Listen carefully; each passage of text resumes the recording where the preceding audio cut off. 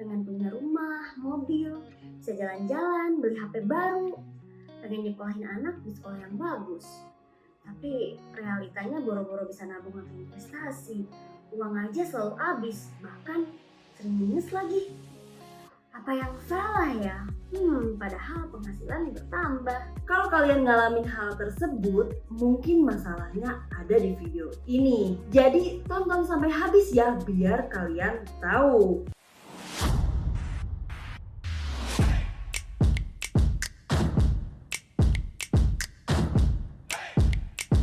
Hai Sobat Money, ketemu lagi sama aku Irma Friskandari. Di channel ini aku akan sharing segala sesuatu dari kacamata keuangan. Bisa gimana caranya mendapatkan penghasilan tambahan, cara kelola uang, investasi, atau apapun yang ada hubungannya sama uang. Solusi dari masalah yang aku sebutin di awal biasanya karena tidak melakukan budgeting. Apa sih gunanya budgeting? Aku pribadi ngerasa dengan budgeting itu ngebantu aku untuk mencapai financial goal aku. Karena dengan budgeting, keuangan kita bisa lebih terarah untuk dana darurat, asuransi, dana pendidikan anak, dana pensiun, dana haji, beli rumah, kendaraan, dan masih banyak lagi. Ketika berbicara budgeting, yang perlu diketahui itu adalah pertama, tempat tinggal, kedua, pilihan lifestyle atau karir, ketiga, pekerjaan, teman, lingkungan. Dengan memisahkan life in present dan financial independent atau future. Zaman dulu budgeting itu bisa dipakai amplop ya untuk misahin uang belanja, utilitas, jajan anak, listrik, dan air. Di zaman sekarang udah praktis banget sih kecanggihan teknologi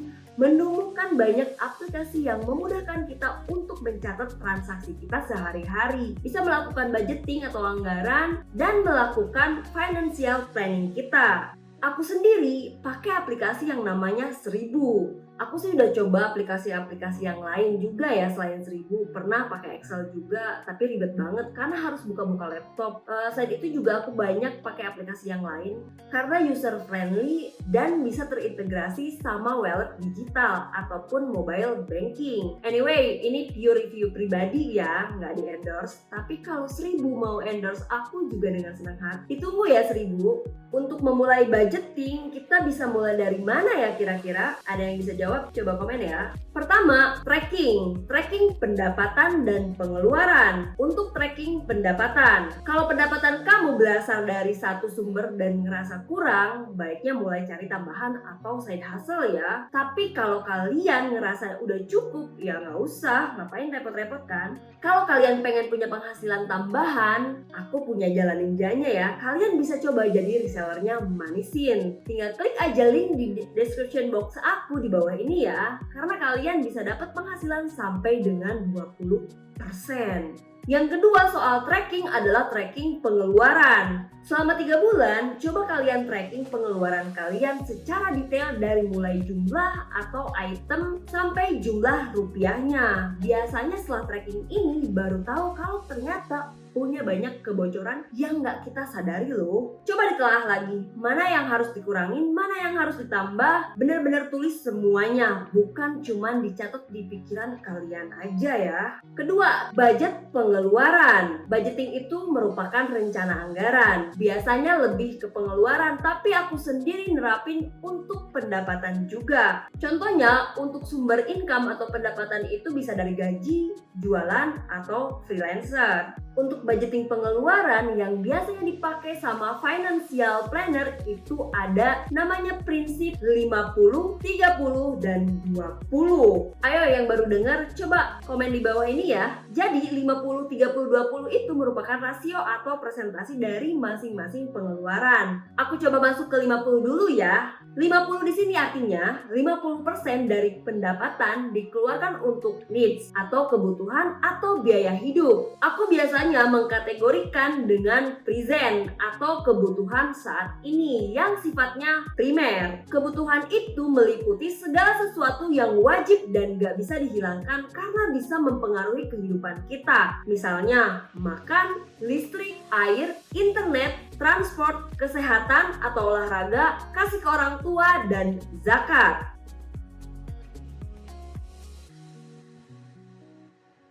Zakat, aku masukin ke need sih karena menurut aku ini wajib. Di agamaku sih 2,5% dari pendapatan kita itu adalah haknya orang yang membutuhkan. Sekarang kita masuk ke yang kedua, yaitu 30. 30 di sini artinya 30% dari pendapatan kita dikeluarkan untuk dana darurat, asuransi, saving, dan investment. Nah, untuk investment sendiri nggak melulu kripto, saham, properti, emas, tapi juga bisa investasi untuk pengembangan diri, misalnya ikutan kelas, kursus, beli buku, atau traktir mentor untuk nambah pengalaman atau skill kita. Intinya sih, bisa investasi ke diri kita juga ya. Untuk budget kategori ini, aku biasanya sebutnya sebagai future atau masa depan. Karena saving dan investment ini bertujuan untuk masa depan, bukan untuk dinikmati saat ini.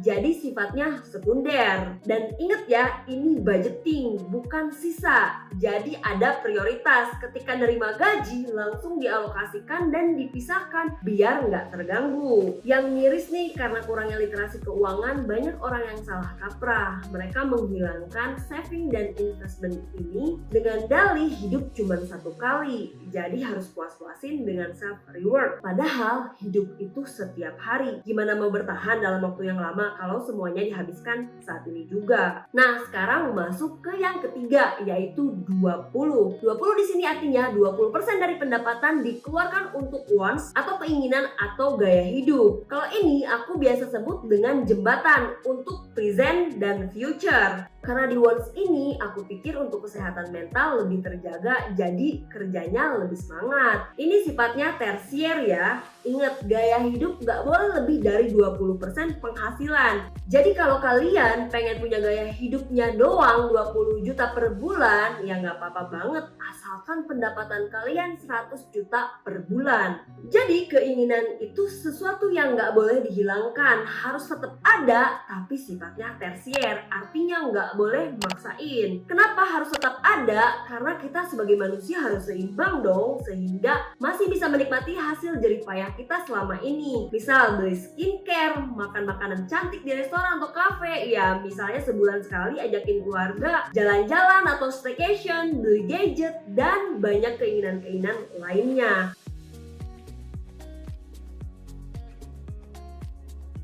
Manusia kalau udah nggak ada keinginan bahaya loh. Jadi buat kalian yang BM atau banyak maunya, berarti kalian masih manusia normal. Jadi nggak usah ngerasa aneh ya. Salah kaprah kedua adalah banyak orang yang menghilangkan wants ini karena mereka pikir wants ini merupakan hal yang buruk. Akhirnya nggak bisa menikmati hidup. Padahal solusinya biar hidup kita tetap seimbang adalah dengan adanya budgeting ini. Biar kita tetap bisa menikmati hidup saat ini, tapi juga kita peduli sama masa depan kita. Aku pribadi biasanya ketika pengen sesuatu ya aku planning dulu untuk nabung, terus targetin berapa lama sampai itu tercapai. Kalau uangnya udah kekumpul ya udah baru dibeli, ya nggak maksain juga gitu. Misal untuk gear bikin konten, sebelum beli-beli aku pakai dulu aja yang ada, sambil pelan-pelan pas udah menghasilkan ya uangnya aku pakai untuk beli lighting yang proper, mic, reflektor, dan lain-lainnya. Intinya jangan maksain dan idealis, harus ada semuanya dulu baru mulai. Ya idealnya mulai aja dulu, kalau menghasilkan baru deh upgrade atau nambah beli-beli. Maklumlah prinsip pengusaha, nggak mau ambil resiko terlalu banyak, pakai aja dulu yang ada. Balik lagi ke topik, kalau masih punya utang, alokasi untuk wants ini dihilangin dulu ya untuk lunasin utangnya dulu. Di budgeting ini ada yang penting juga sih, kita itu harus tahu standar pengeluaran kita setiap bulannya itu berapa. Jadi ketika pemasukan kita bertambah, ya jangan latah pengeluarannya jadi ikutan nambah juga. Alokasiin aja ke savingnya yang ditambah, misal savingnya jadi 70% atau 80% biar cepet kaya. Ingat ya, standar pengeluaran yang bikin kita happy. Jadi yuk kerja keras dulu biar bisa dapetin standar hidup yang kita mau. Siapa sih yang gak pengen? Ya nggak, aku juga pengen. Tahap selanjutnya adalah realisasi. Setelah budgeting ini biasanya masuk ke tahap yang lebih sulit, yaitu merealisasikan sesuai budget. Jadi kalian udah harus mulai disiplin sama budget yang sudah ditentukan. Caranya disiplin yaitu dengan mencatat semuanya. Setiap melakukan pengeluaran ya catat. Kalau pakai aplikasi gampang banget sih, udah langsung kelihatan over budget atau enggaknya. Nah, untuk merealisasikan budgeting yang sudah kita rencanakan dan kita tulis di aplikasi, aku pribadi pakai cara aman dan terbukti ampuh loh. Ketika kita gajian, porsi untuk ketiga bagian ini langsung di-split dalam 3 rekening yang berbeda. Kalau sekarang transfer antar bank udah gratis ya, jadi harusnya bukan hambatan. Apalagi udah ada mobile banking. Biasanya aku sendiri langsung pisahin atau auto debit. Aku udah mulai cashless sih biar langsung terintegrasi untuk trackingnya. Jadi nggak perlu ribet harus input atau catat. Kemudian untuk wants, karena udah terplanning dan di set goalsnya di aplikasi, jadi setiap bulan langsung aku split atau transfer ke dompet digital. Kebanyakan sih pakai GoPay ya untuk beli elektronik, skincare, atau staycation. Alasannya kenapa pakai GoPay? Karena kebanyakan toko udah bisa transaksi pakai e-wallet dan ada cashbacknya juga kan kalau pakai e-wallet. Jadi zaman yang serba digital ini harus pinter-pinter manfaatin bakar duitnya para startup itu. Ya nggak? Nah untuk saving, aku biasanya langsung transfer ke Neobank. Karena saving tanpa di lock aja udah bisa dapat bunga sampai 6% per tahun loh. Bunganya juga dibayarin setiap hari. Kita bisa tarik kapan aja dan transfer ke semua bank gratis atau 0 rupiah. Jadi pas aku lihat saham atau kripto yang aku incer diskon, langsung deh aku beli. Neobank juga tempat aku nyimpan dana darurat ya. Karena menurut aku dengan yang fleksibel untuk tarik itu dengan bunga 6% sampai 8% per tahun itu udah cukup sih. Kita masuk ke tahap akhir yaitu evaluasi. Setelah coba praktek, biasanya ada salah satu rekening yang di akhir-akhir bulan itu minta di top up. Artinya memang over budget. Di sini memang harus coba untuk balancing lagi. Ketika ada salah satu budget yang kurang dan itu berlangsung beberapa kali, artinya ada salah satu budget yang harus dikurangi dan satu budget lagi ditambahin. Artinya ada salah satu budget yang memang perlu di top up dan biar tetap balance harus ada salah satu budget yang dikurangi. Nah disinilah aku melakukan yang namanya evaluasi karena ada beberapa hal yang biasanya aku pengen hemat tapi realitanya setelah 2-3 bulan berjalan selalu over budget. Artinya bukan pengeluaran yang harus aku kurangi karena nggak bisa kan, tapi budgetnya yang harus aku tambah. Contoh bensin, aku budgetin setiap bulan itu 1,2 juta, tapi ternyata setiap bulan bisa habis 1,5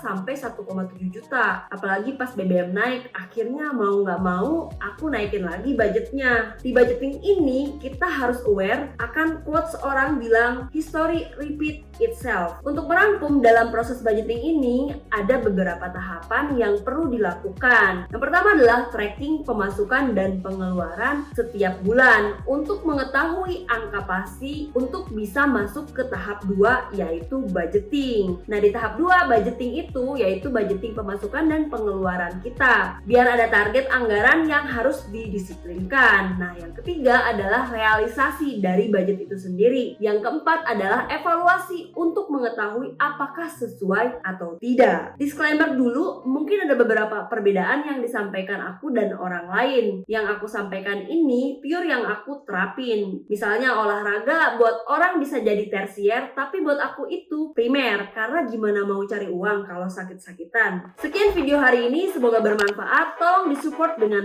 like, comment, share, subscribe, dan nyalain notifikasinya. Karena semua pakai uang.